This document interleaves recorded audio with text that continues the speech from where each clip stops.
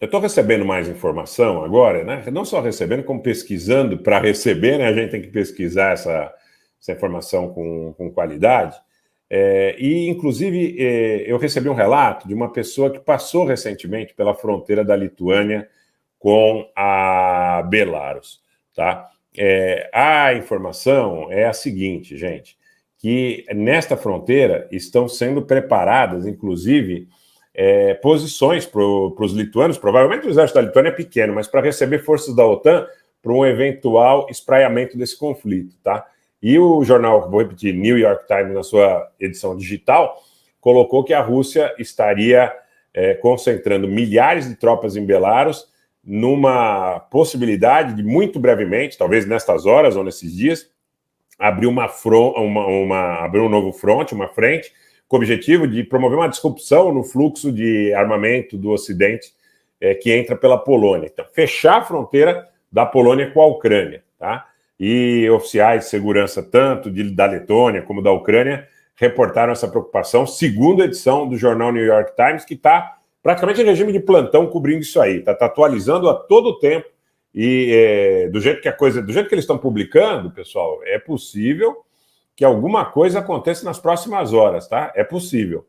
É possível. Se você for, por exemplo, se atualizar em relação a isso nos grupos de Telegram, é só o que se fala nos grupos de Telegram aqui na Lituânia, Letônia, Polônia, na própria Ucrânia, grupos russos, todos eles comentando aí a possibilidade de uma abertura de um novo fronte a partir de Belarus.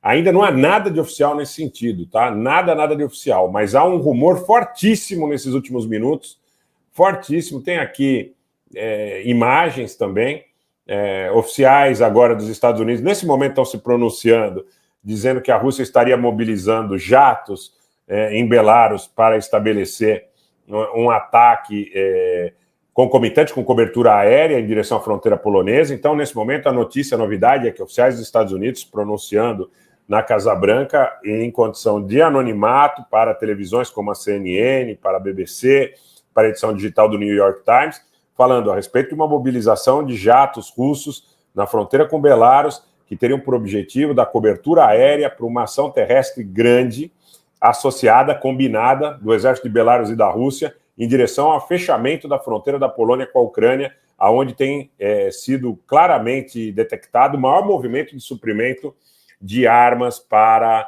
o esforço de guerra ucraniano.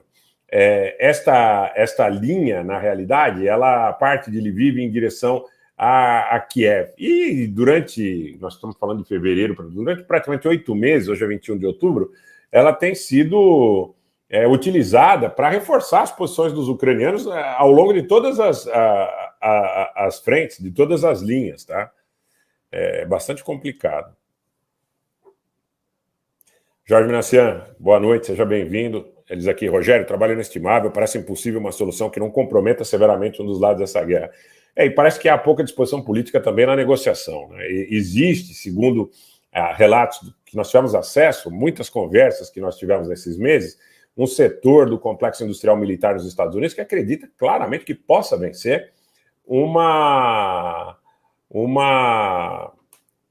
guerra nuclear limitada com os russos e, eventualmente, até com os chineses, tá? Que estão muito de olho nesse conflito, tá? Muito de olho. A situação nesse momento, bastante precária na fronteira norte, há muitos rumores de que grupos de sabotagem ucranianos possam ter entrado em Belarus. Então, essa questão, pode ser que a OTAN já esteja, de alguma forma, envolvida também em processos que tentem, de alguma forma, solapar as estruturas civis e militares na Belarus, do governo do Lukashenko, tá? Então, precisamos observar essa situação. Sobre a possibilidade de uma guerra nuclear ser ou não limitada, né, atendendo a polêmica aqui do chat, quero dizer para vocês o seguinte, que nós entendemos que é muito arriscado. Impossível? Não é, mas é muito arriscado, porque réplicas e tréplicas podem gerar, a partir de ações limitadas pontuais, táticas, em algum momento um ataque estratégico, e aí vai ser difícil a gente voltar para uma condição de estabilidade. Essa questão do eixo Lviv-Kiev, muito do que se faz de trem, tá? Então, para a bem da verdade, essa linha férrea já foi atingida em algumas oportunidades, mas foi rapidamente restaurada, não foi nada que inviabilizou esse fluxo. E a partir de Kiev, as guarnições ucranianas em Nikolaev, na direção do Donbás, na direção de Kharkiv, têm sido supridas naturalmente a partir desse fluxo de arma que entra pela Polônia. Tem muita gente que está me dizendo nos últimos dias que tem entrado muita coisa pela Romênia também, tá? Mas a Polônia é o ponto principal.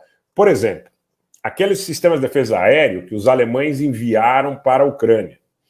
Recentemente, fotos e vídeos mostraram os conjuntos de defesa aérea alemães entrando ou em vias de entrar no território ucraniano pela Polônia, mas abertamente.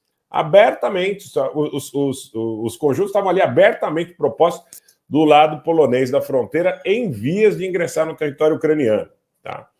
Então, eu acho, pessoal, que a gente está correndo, sim, um risco de que, em razão, inclusive do risco que os russos correm em Kherson, as 2 últimas lives eu falei sobre isso, que eles tomem uma atitude drástica no sentido de tentar, dessa vez, fechar o fluxo do aporte, do recebimento de reforços por intermédio da fronteira polonesa. E se isso ocorrer, efetivamente, o será, muito provavelmente, pela fronteira de Belarus, pela posição geográfica, tá?